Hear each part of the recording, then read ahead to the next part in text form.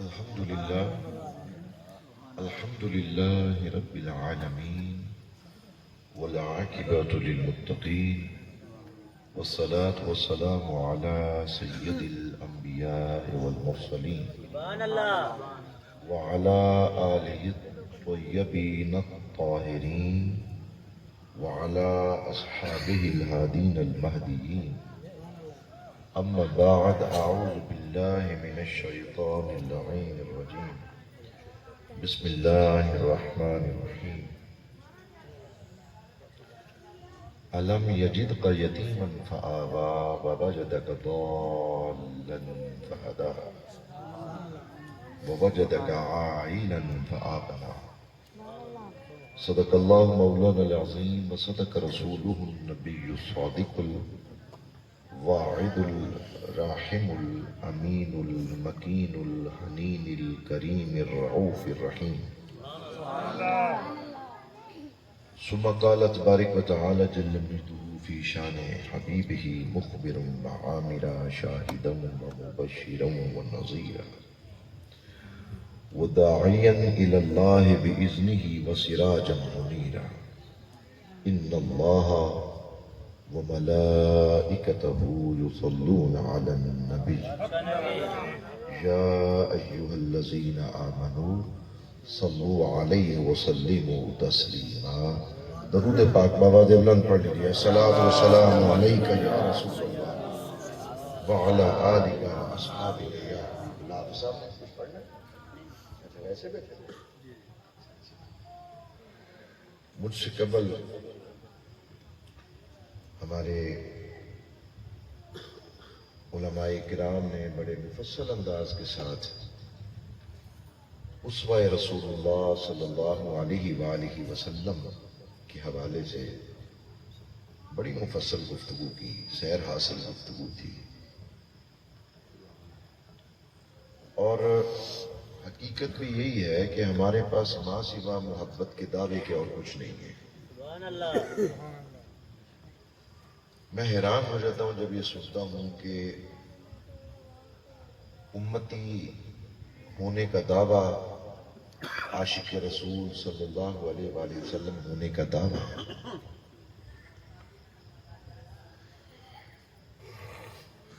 اور شراب بھی پیتا ہو، سود بھی کھاتا ہو، زنا بھی کرتا ہو، ڈکیتی بھی کرتا ہو، ماں باپ کا بے ادب بھی ہو، گستاخ بھی ہو، ہمسایوں کو بھی تنگ کرتا ہو، یعنی جس کی زبان اور ہاتھ سے کوئی دوسرا محفوظ ہی نہ ہو، تو پھر یہ دعویٰ محبت کیسا دعویٰ ہے؟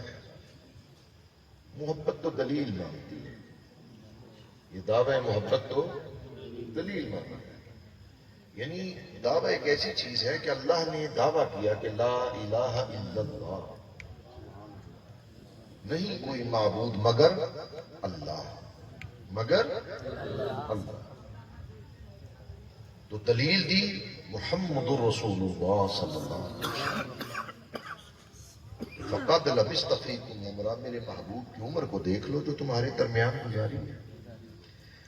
اگر میرے مصطفیٰ میں شک ہے تو پھر خدا میں بھی شک کر لیں، اور اگر میری دلیل میں کوئی شک نہیں تو پھر دعوے میں کیسے شک ہو سکتا ہے؟ قد جاءکم برہان من ربکم، اللہ کی طرف سے دلیل بن کر آیا. اس کا آگے جتنے بھی امتی ہیں وہ سارے کے سارے اگر امتی ہونے کا دعویٰ کرتے ہیں، محبت رسول اللہ صلی اللہ علیہ وآلہ وسلم کا دعویٰ کرتے ہیں، عشق مصطفیٰ صلی اللہ علیہ وآلہ وسلم، ہم کہتے ہیں نا کہ حضور غلامی رسول میں موت بھی قبول ہے. وہ موت بعد میں قبول کر، پہلے نماز تو قبول کر. الصلاۃ قرۃ اعین لک، نماز تو میرے آقا کی آنکھوں کی ٹھنڈک ہے. باقی چھوڑ دے سارا کچھ، یہی سوچ کے پڑھ لے کہ میرے لجپال کو ٹھنڈک پہنچتی ہے. جس دن فجر میں تمہاری تعداد اتنی ہوگی نا کہ جیسے جمعے میں ہوتے ہو، انشاءاللہ پوری دنیا پر اسلام کا غلبہ ہوگا. غلبہ ہو جائے گا. یہ باتیں حقیقت میں مت نہیں. اگر سچ دیکھا جائے، جب سرکار علیہ السلام ظاہری طور پر اس کائنات میں تشریف لے کر نہیں آئے تھے تو کیا باپ کی یہ عزت تھی؟ ماں کی یہ عزت تھی؟ بھائی کا یہ مقام تھا؟ بیوی کو یہ مقام تھا؟ بیٹی کو یہ مقام تھا؟ بہن کو یہ مقام تھا؟ ہمسائے کو یہ حق حاصل تھے؟ میرے لجپال کا آنا تھا انسان تو انسان، سرکار نے تو جانوروں کو بھی حقوق ادا کر دیا۔ میرے آقا کے آنے کی خوشی انسانوں نے نہیں، جانوروں نے بھی، چرند نے، پرند نے، اشجار نے، احجار نے، سمندروں نے، پہاڑوں نے، سب نے بنائی۔ مولا کائنات علیہ السلام فرماتے ہیں کہ میں ان پتھروں کو پہچانتا ہوں کہ جب آپ علیہ السلام تشریف لے کر جاتے تھے تو پتھر جھک جھک کر السلام علیکہ یا رسول اللہ صلی اللہ علیہ وسلم کہا۔ تو کاش کے انداز بیاں گرچہ میرا شوق نہیں ہے، شاید کہ اتر جائے تیرے دل میں میری بات۔ یہ دین کی غیرت پیدا کر۔ آج بیٹیاں لٹ رہی ہیں نا فلسطین میں، یہ ہماری بیٹیاں نہیں کیا؟ ہماری مائیں بہنیں نہیں ہیں؟ یہودی نوچ رہے ہیں، کشمیر کے ساتھ ہے بالکل، پنجاب کے تو بالکل ساتھ ہے۔ کتنی بیٹیوں کی آبرو ریزی کی گئی، کتنی کی غیرت آئی ہے۔ محمد بن قاسم کا تو بڑا نام لیتے ہیں کہ ایک بچی کی عزت لوٹی گئی تو وہ جناب ہر شے کو تاخت و تاراج کرتا ہوا ہند پر پورے پر غلبہ کر گیا۔ ہماری غیرت دینی کدھر گئی؟ غیرت اسلامی کدھر گئی؟ جو کل مسلم اخوۃ کہ سارے ہی آپس میں بھائی بھائی ہیں، وہ کدھر گیا وہ نعرہ؟ دین نے تو ساری برادریاں ختم کر دی تھی۔ کیا تمہاری برادری ایک ہی لا الہ الا اللہ محمد رسول اللہ؟ آج مجھے تو نہیں قدر آتا۔ کیوں جی آپ صاحب آندہ ہے کتنے رائی کے نام رائیاں نو تی دینی، جٹ کے نام جٹا نو تی دینی، میں نہیں ہونا چکرتا، راجپوت کے نام راجپوتاں کریں، اپنے اچ کر رہے ہیں۔ اپنے تو مراد کی ہے، مطلب کیا اپنا؟ فرمایا تیرا اپنا وہی ہے جو لا الہ الا اللہ محمد رسول اللہ صلی اللہ علیہ وسلم۔ دیکھا نہیں مساوات دیکھی ہے مدینے کی؟ مساوات مدینہ دیکھی ہے؟ اجمی اور عربی اور اجمی کا فرق ختم کر دیا آپ نے۔ وہ جو غلاموں کو کبھی ساتھ کھڑا کرنا پسند نہیں کرتے تھے، میرے آقا کے فرمان پر غلاموں سے جھپیاں ڈال ڈال کر مل رہے تھے۔ تو لجپال نے مٹا دیے سارے فرق، کہا کہ ہاں تیرے قرب کا جو معاملہ ہے تیرے تقوی پر ہے، تیرے تقوی پر ہے، جتنا تو تقوی والا ہے اتنا ہی رب کے قریب ہوتا جائے گا۔ اب یہ تقوی کرنا انسان کا کام ہے۔ میں نے سورہ والضحیٰ سے 3 آیتیں آپ لوگوں کے سامنے تلاوت کی۔ میرے دوست مولانا طلحہ عثمانی صاحب نے سورہ والضحیٰ سے موضوع چھیڑا تھا، لیکن وہ پھر پتہ نہیں جلد ہی تقریر کو ختم کر گئے۔ میں نے امام خفاجی علیہ رحمہ کی جو تفسیر ہے نسیم الریاض، اس کے حوالے سے ان 3 آیتوں کے ترجمے کرنے اور تقریر ختم۔ الم یجد کا یتیما فآوا،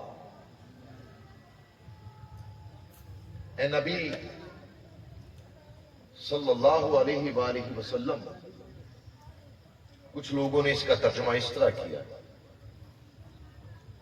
کہ نبی تم یتیم تھے، اللہ نے تم پر سایہ کر دیا۔ وَوَجَدَكَ ضَالًّا فَهَدَىٰ، معاذ اللہ، العیاذ باللہ، استغفر اللہ العظیم، نقل کفر ربا شکر۔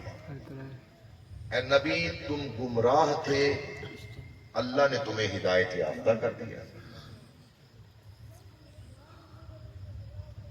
انسان کا ایمان جو ہے نا اس کا ہی بیڑا غرق ہو جاتا ہے یہ بات سوچ کے۔ نبی تو نبی ہوتا ہے، اور نبی تو ازل سے نبی ہے اور ابد تک نبی، اور نبی کوئی اپنے کاموں سے، اپنی نیکیوں سے اللہ کی بارگاہ میں قرب حاصل کر کے نبی نہیں بنتا۔ نبوت وہبی ہے، وہبی کیا ہے؟ وہبی یعنی نبوت اس کو کہتے ہیں، نبی اس کو کہتے ہیں جس کو اللہ نے چن لیا ہو، عالم ارواح میں جس کی نبوت کا فیصلہ کر دیا گیا ہو۔